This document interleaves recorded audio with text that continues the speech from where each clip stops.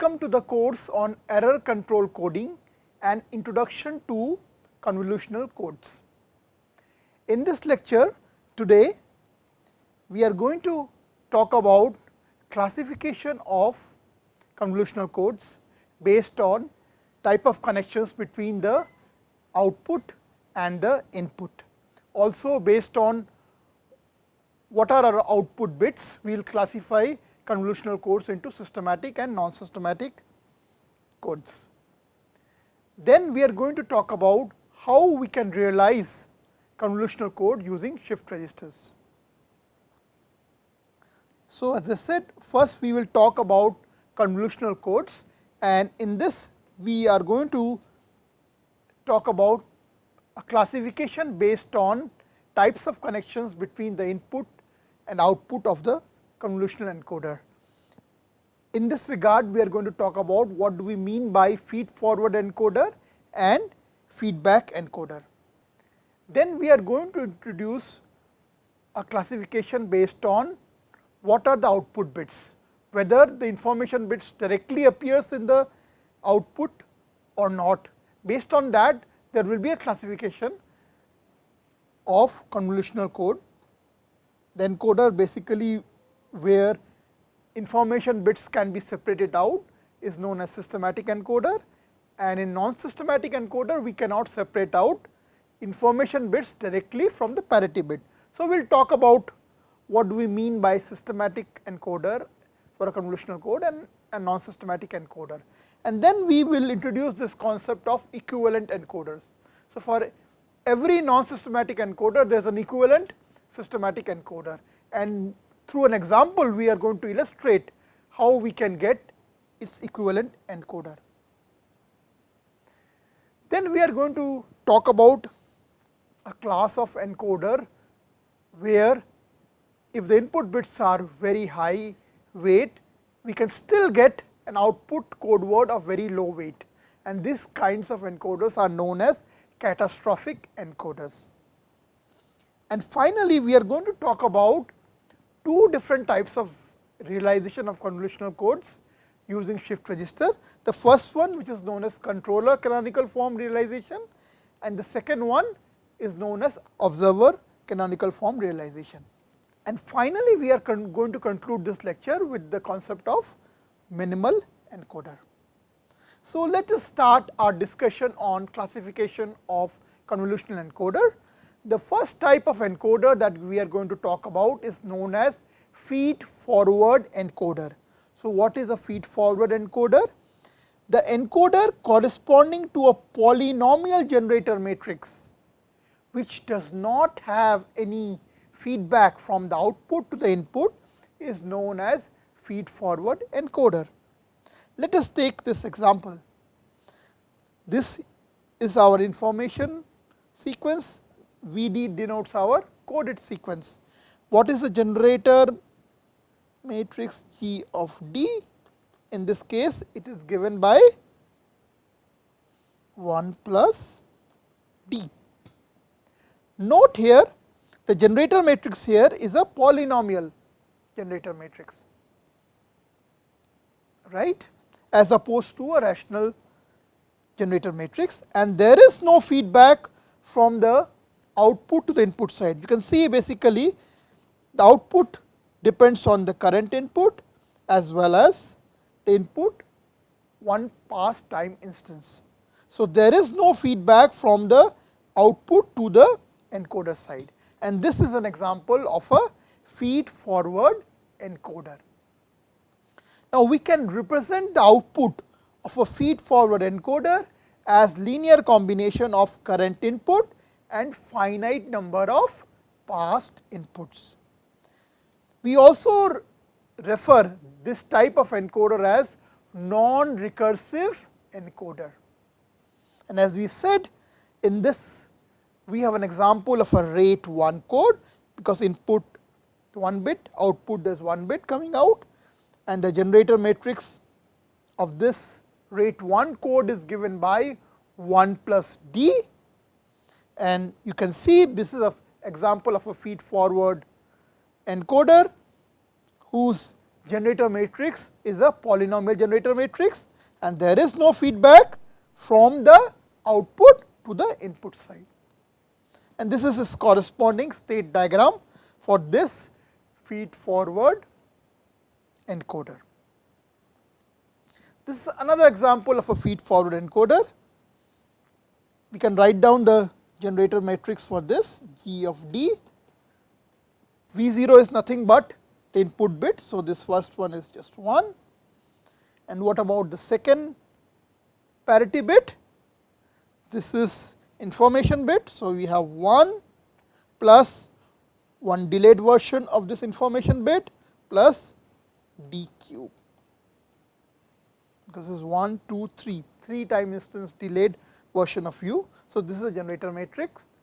This is also a polynomial generator matrix, and there is, you can see there is no feedback from the output to the input side.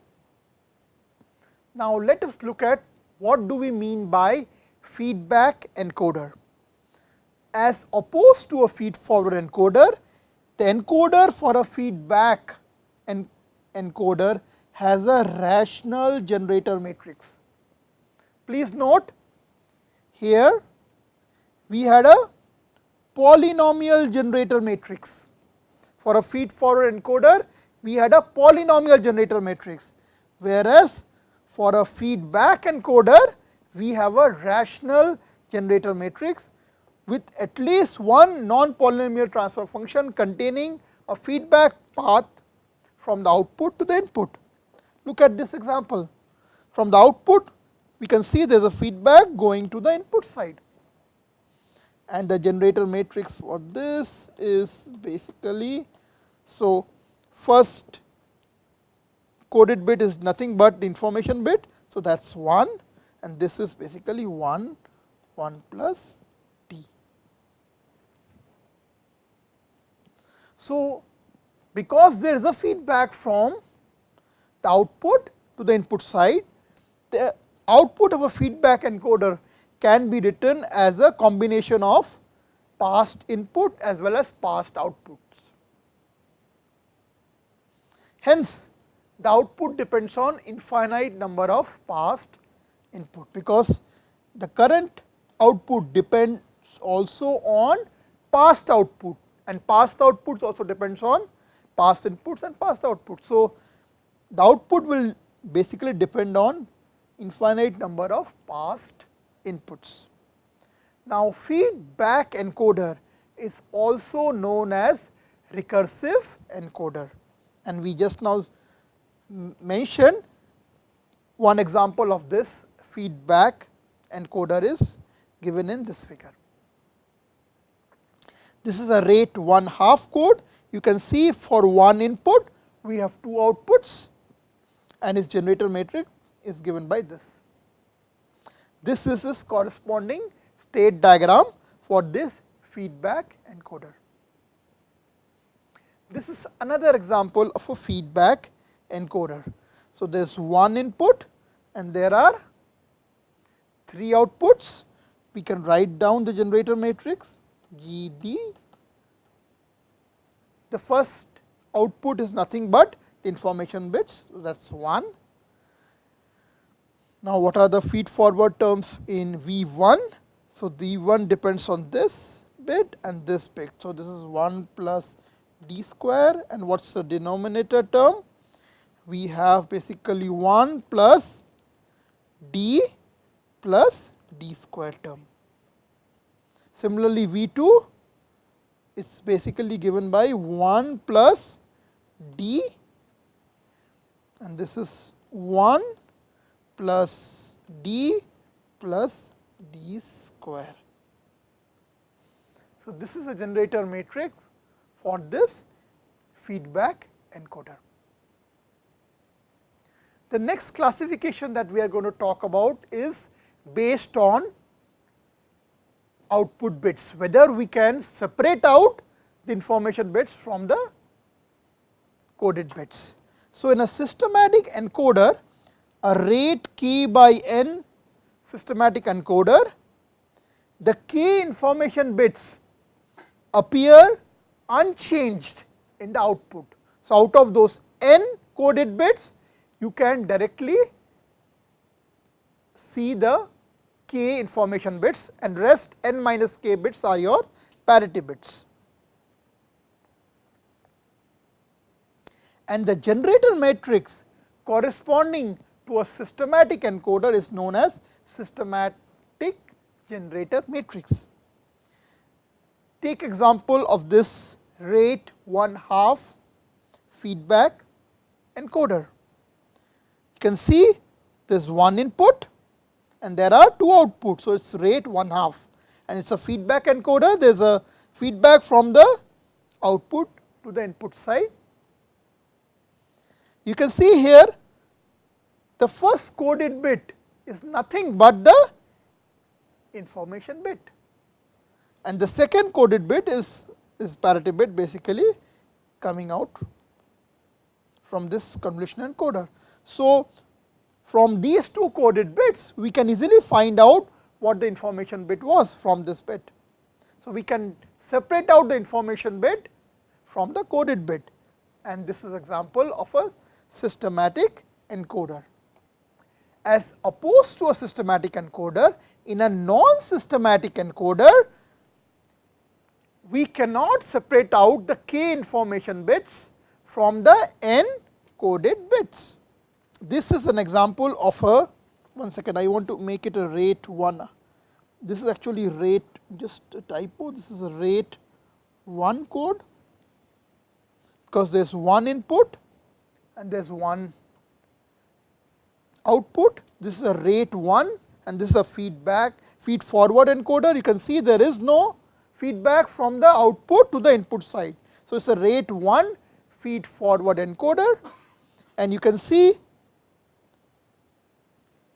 the output bit is given by this current input bit and this past input bit. So, you cannot directly take out the information bits from this coded bit.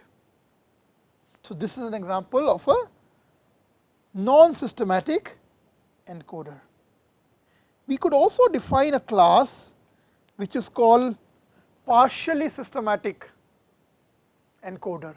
So, in a partially systematic encoder, so if you have a rate k by n partially systematic encoder, out of those k information bits, some of them appear unchanged in the output, while some of the information bits do not appear unchanged in the coded bits. So, in a systematic rate k by n encoder, we can see directly the k information bits.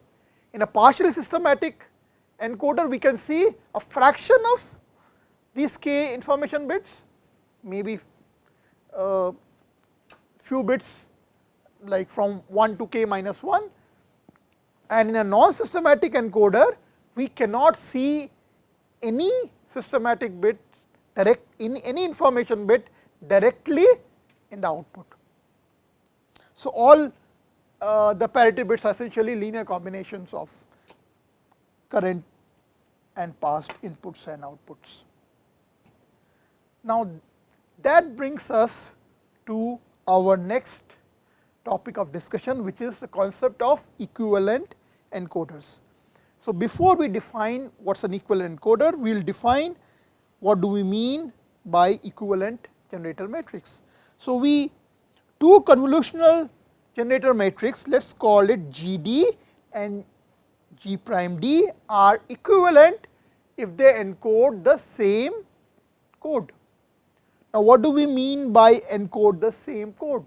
So, the set of code words generated by this and this, if they are same, then these generator matrix are equivalent. Now, the set of code words generated by these generator matrix are same, but the mapping between the input and the output is different in this encoder from what the mapping between inputs and output is for this generator matrix. Now, we say two convolutional encoders are equivalent if their generator matrix are also equivalent. In other words, if the generator matrix encode the same code, then we say two convolutional encoders are equivalent. So, if GD and G prime D are equivalent, this condition should hold. So, two generator matrices are equivalent if and only if there exists a rational invertible matrix T of D such that we can obtain G dash D by TD multiplied by GD. Okay. And we can see basically, so let us say set of code words generated by G dash D. So, that would be VD, it will be UD times G dash D. Now, this we can write as UD TD times G of D, and let us call UD TD as U dash D GD. Okay. So, let us take an example. This GD 1 plus 1 by 1 plus D and G dash D, which is 1 plus D 1, these are equivalent encoders, because we can write G dash of D as 1 plus D times G of D. Okay. So, and we can see this is a systematic encoder, generator matrix for a systematic encoder. Okay. Now, for and this is a feedback encoder, this is a feed forward encoder. So, let us take an example of a non-systematic feed forward encoder, and let us try to find its equivalent systematic encoder. So, what would be the equivalent systematic encoder corresponding to this non-systematic encoder?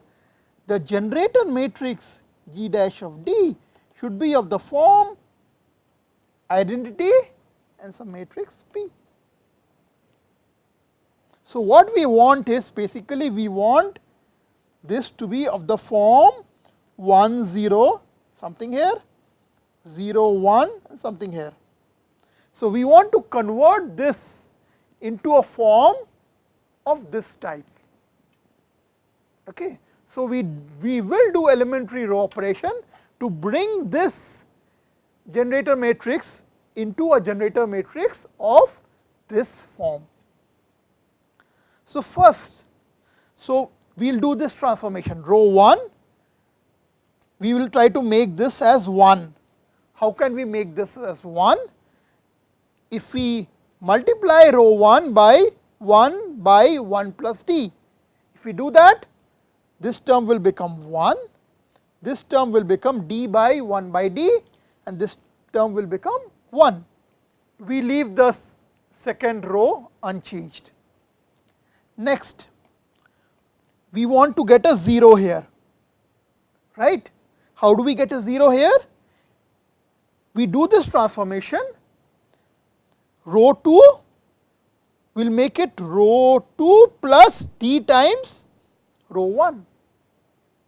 So, the first row is unchanged, but second row we do this transformation, it is row 2 plus D times row 1. So, row 2 here is D plus D times row 1, which is another D. So, D plus D is 0. Similarly, row 2, this 1 plus D square by 1 plus D, this is basically given by this, and we have 1 plus D, which is this term. So, what we have done is, we have converted this into form 1 0. Next, we want to get a 1 here. right? We want to get a 1 here. So, how can we get a 1 here? We will do this following transformation. So, for row 2, we will multiply row 2 by 1 plus d divided by 1 plus d plus d square. So, if we do that, then this will become 1. So, we leave the first row unchanged. Here 0 if we multiply by this, it does not change. If we multiply this by this, we get a 1 here, and here we get this term. So, now what we have got so far is, we got a 1 here, we got a 0 here, got a 1 here. Now, what else is remaining? We have to make this a identity matrix. So, we have to make this as 0. How can we make this as 0? We multiply this by this and add it up to the first row, we can make it a 0. So, next to row 1 we add d times 1 plus d times row 2. If we do that, the modified generator matrix that we get is this. Note now, this is a generator matrix for a systematic encoder. You have your identity matrix here, and you have some matrix here which is your P matrix. So, this is basically the generator matrix for a systematic encoder. So, note now, by simple row operations, we were able to get an equivalent systematic generator matrix for a non-systematic encoder whose generator matrix is given by this. Next, we will explain the concept of catastrophic encoder. So, a convolutional encoder is catastrophic if it encodes some information sequence which has large weight, which has large number of ones, into a code sequence with finite number of ones. So, if you have an information sequence, let us say u of d, which is 1, 1 plus d. Now, this is a sequence of all ones. This is basically nothing but 1 plus d square, So, this is a sequence of all ones. Now, if you have an encoder which maps a sequence, input sequence which has large number of ones into a sequence, coded sequence with finite number of ones, now that type of encoder is known as catastrophic encoder. Now, why is it catastrophic? So, to illustrate it, we will take an example. It is a catastrophic encoder because a finite number of channel errors can result in infinite number of input errors, because you have your information sequence which has large number of ones, possibly infinite number of ones. Because that information sequence is getting mapped to a coded sequence with finite number of ones, if error happens in those locations where you have finite numbers of ones, then your output sequence will get transformed into an all 0 sequence, and your decoder will think that you have transmitted an all 0 sequence, whereas actually you had transmitted a sequence of all ones. So, finite number of channel errors in case of a catastrophic encoder can result in infinite number of input errors. Let us take an example of this encoder with generator matrix GD, which is given by 1 plus d and 1 plus d square, and let us feed input which is all sequence of all ones, which I can write as 1 by 1 plus d. Now, if this information sequence passes through this encoder, what would be your output sequence? Your output sequence would be 1, and this will be 1 plus d. So, what you will get is, you will get an output sequence which has weight only 3, whereas your information sequence has infinite number of ones. So, here is an example where an input sequence of very large number of ones getting mapped to an output sequence of only weight 3. What if error happens in these 3 locations where you had ones? Then your output sequence that the decoder will receiver will receive will be all 0 sequence, and the receiver will think that you transmitted all 0 sequence, whereas the input is all 1 sequence. So, you can see in case of a catastrophic encoder, a finite number of errors. In this example, only 3 errors can result in infinite number of errors, input errors. Okay.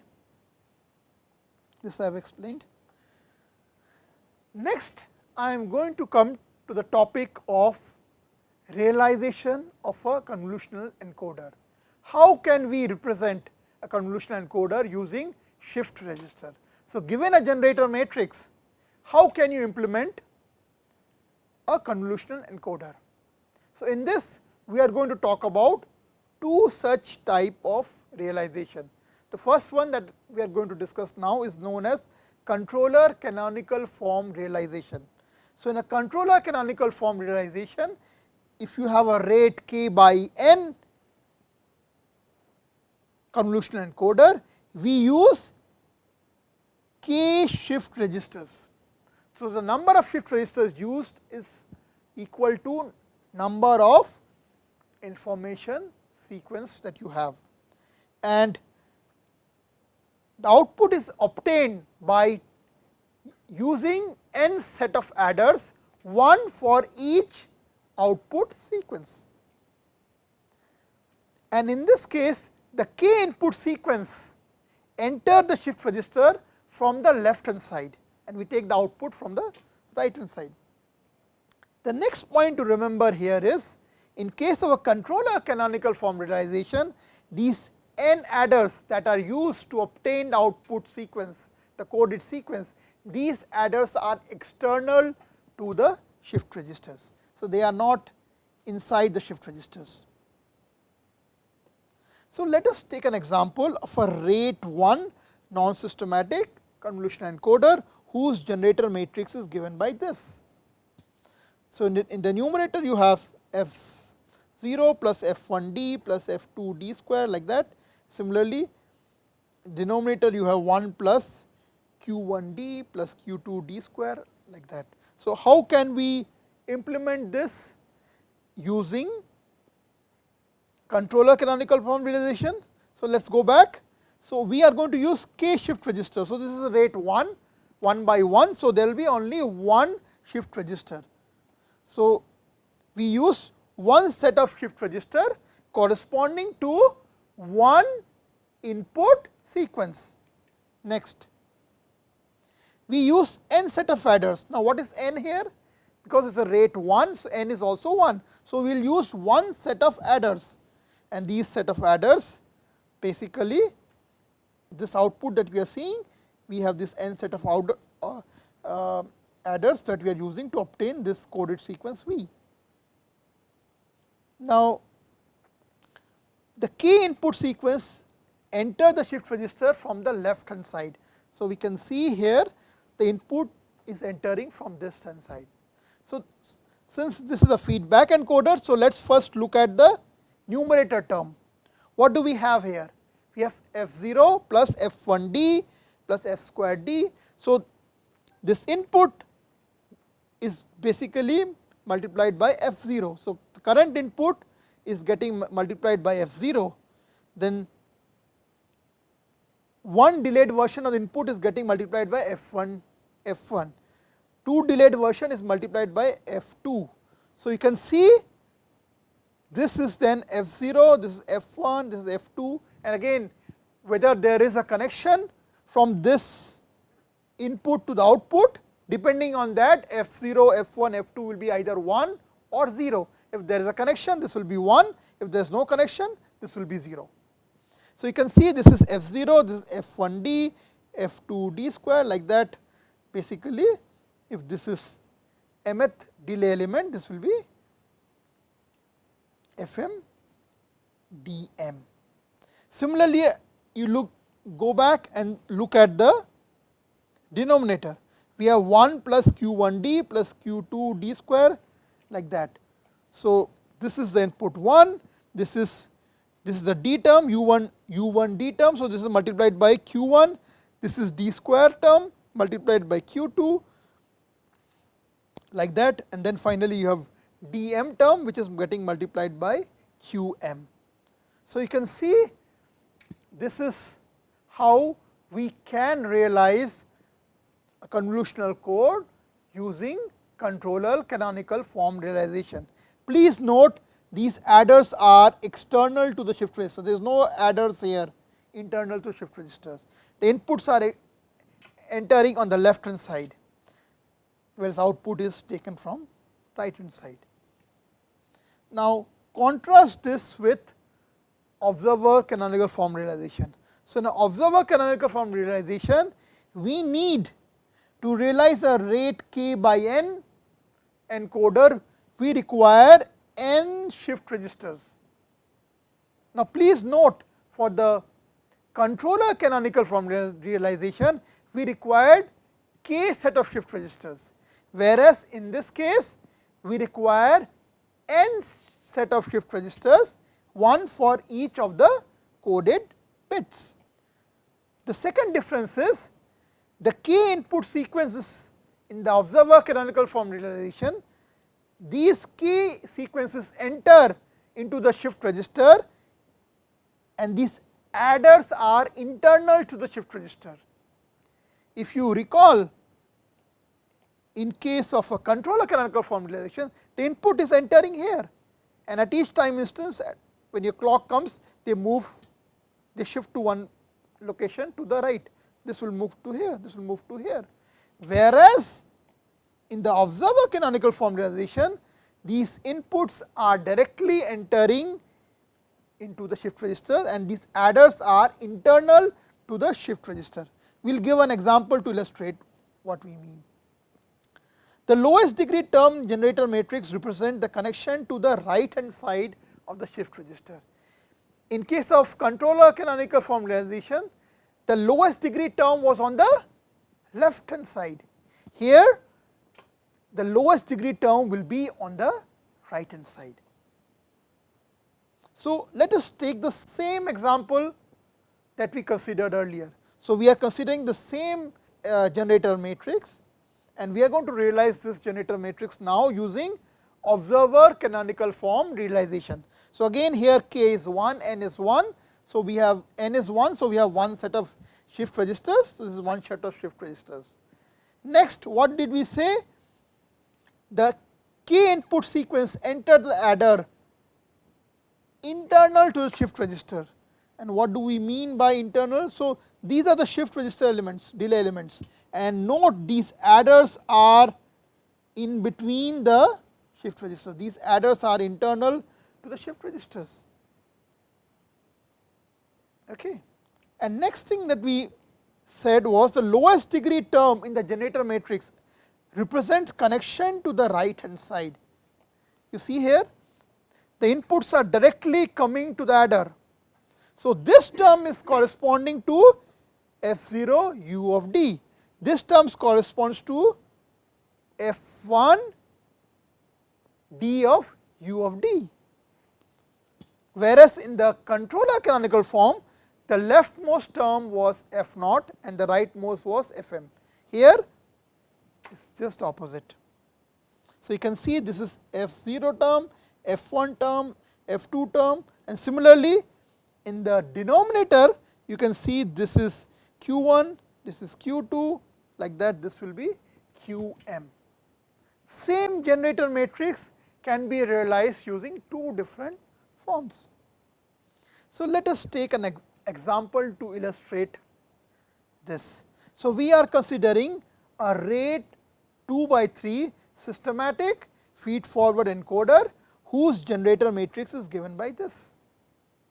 Now, let us try to realize this generator matrix using controller canonical form realization and observer form realization. So, the paradigmatic matrix for this is given by this expression. we will just show you that. So, in controller canonical form realization, we have, so there are two inputs here. So, we will have one set of shift register for each of the input. So, we will have one set of shift register for this and one set of shift register for this.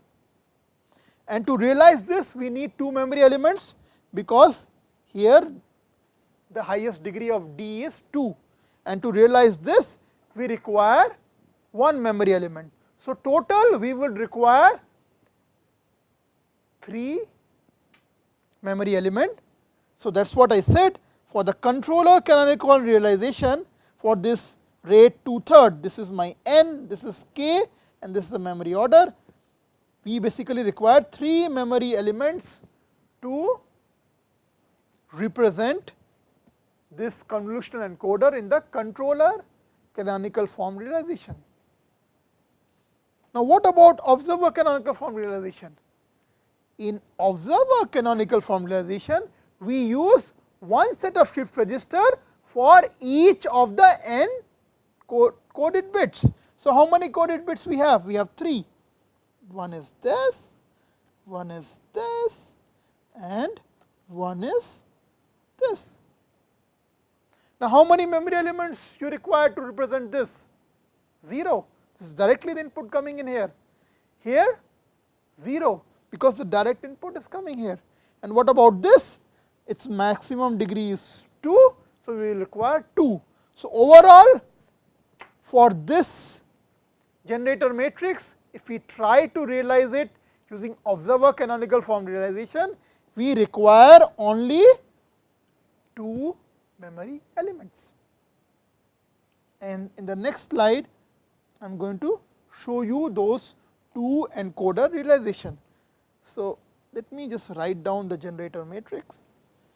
So, my generator matrix G of D is 1 0 0 1. Then what do we have? 1 plus D square, 1 plus D square, 1 plus D. So, one set of shift register for this. So, this maximum degree is of this is 2. So, we use 2 memory elements, and for this maximum degree of D is 1. So, we use 1 memory element. Okay. Now, what is the first output? First output is directly input U1. So, this is my U1. Second output is directly U2. This is basically this.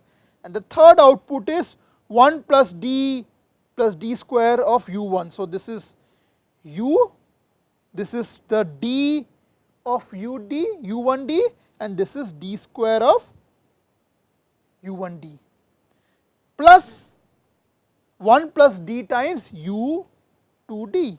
So, 1 plus D meaning one term is U2 and second is delayed version of U2. So, this will be my third coded bit. So, you can see, to realize this generator matrix, we require total 3 memory elements, 1, 2 and 3. Now, let us see for the observer canonical form realization. Again, let me write down my generator matrix. This is 1 0 0 1, 1 plus D square, 1 plus D. So, we said one set of rows, one set of shift register for each of the coded bit. For each column there is one set of shift register. What is the maximum delay element here? 0. So, you can see directly. What about this? Again, their maximum degree of D is basically 0. So, there is no shift register. And here for the third line, D is 2. So, we took 2D. So, what is the final output then? First one is first coded bit is just U1 of D, that is what it is. second coded bit is u2 of d, let's write this, and third coded bit is 1 plus d square of u1 of d. So, what is u1 of d? u1 of d is this one. What is d times u1 of d? That is this term. And what is d square u1 of d? That is this term. Fine. Plus 1 plus d times u2 of d. So, then what we have is u2 of d is this and d times u2 of d is this. So, this is our observer canonical form realization for this convolutional encoder with this generator matrix. And note, we only required 2, 1, 2. We required only 2 memory elements. So, same encoder, here we require 2 memory elements. For the controller canonical form realization, we required 3 memory elements. So, that brings us to this notion of minimal encoder. We saw the same convolutional encoder with same generator matrix can be realized using 2 different ways, one that resulted in 3 memory elements, other that resulted in 2 memory elements. So, we say a generator matrix is minimal if its number of states is minimal over all possible equivalent generator matrix. And among the minimal encoder matrix, a minimal encoder is basically a realization of a minimal encoding matrix which will result in minimum number of memory elements used to represent that particular convolutional encoder. So, we define a minimal encoder as the minimal realization of a minimal encoding matrix. So, the minimal encoder should result in minimum number of memory elements used to represent that particular convolutional encoder. And for the example that we have considered in this case you can see from the generator matrix the maximum degree of d is 2. So, we at least need 2 memory elements to represent it, and you can see the observer canonical form realization in this particular example will result in minimal encoder for this convolutional encoder. So, this realization will result in minimal encoder realization for this convolutional encoder. Thank you.